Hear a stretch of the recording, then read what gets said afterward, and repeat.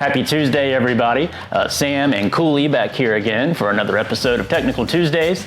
Last week, I talked to you about the benefits of having a roll of crawl space tape in your bag to seal whenever you're doing a duct leakage test at the rough-in stage at new construction. This week I'm going to talk about another type of tape aside from the obvious grill mask that you'll have, and that's just some simple painter's tape.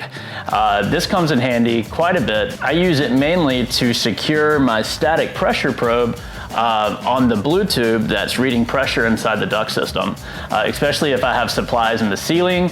I want to be able to secure that so it's not going to fall out during the test. And we want to use a static pressure probe just to keep some of that velocity pressure off the end of that plastic tube. This just helps us get a more stable reading. So this painter's tape, we can use that after we poke a hole into the grill mask and then insert the static pressure probe inside.